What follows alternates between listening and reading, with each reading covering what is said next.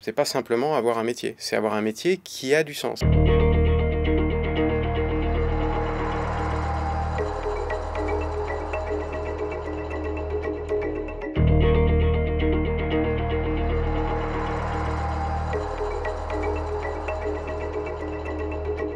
Si les personnes qui sont les plus sensibles à ces questions désertent et ne participent pas à la transformation, c'est vraiment dommage parce qu'on se coupe des personnes les plus impliquées.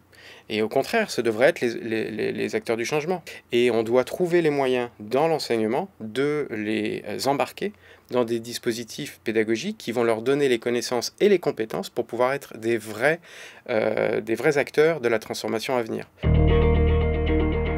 C'est ce qu'on essaye de faire au Learning Planet Institute. On a des diplômes qu'on est en train de réorganiser, certains qui ont commencé, qui sont autour de ça, autour de ce qu'on appelle le game changing, comment est-ce qu'on transforme les systèmes, comment est-ce qu'on change les règles du jeu, et on n'apprend pas à les suivre. Et on est loin d'être les seuls. Dans le monde entier, il y a plein d'institutions, et en France aussi, qui sont en train de repenser leurs diplômes pour ça.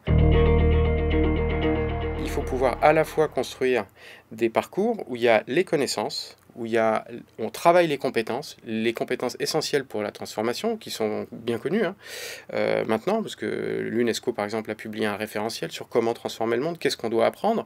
On doit apprendre le critical thinking, la pensée critique et l'analyse systémique, le sens de la coopération, la capacité à résoudre des problèmes, etc. On peut s'appuyer sur la science, on peut s'appuyer sur les méthodes de l'entrepreneuriat social.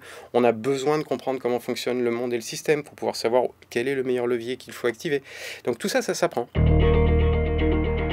On a besoin de cette rigueur, on a besoin de ces connaissances disciplinaires, mais on a besoin de les agencer, de les mettre ensemble pour construire des paradigmes. On peut les mélanger à toutes les échelles, et de temps et d'espace. Il y a quand même énormément d'écoles aujourd'hui qui font par exemple du travail par projet, où on met ensemble des gens qui viennent de disciplines différentes. D'accord ? Donc il y a des programmes inter-écoles ou inter-diplômes, etc. On voit à quel point on peut développer très rapidement de nouvelles idées ou de nouveaux prototypes parce qu'on a mis ensemble des gens qui ont une culture et une connaissance différente.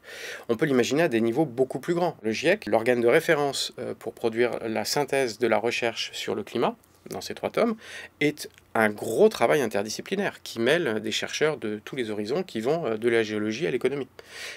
Et c'est parce qu'ils sont capables de travailler ensemble avec des méthodes de travail qui leur permettent de pouvoir dialoguer qu'on arrive à créer ces synthèses qui sont alors très grosses, mais qui sont justement à la mesure des enjeux.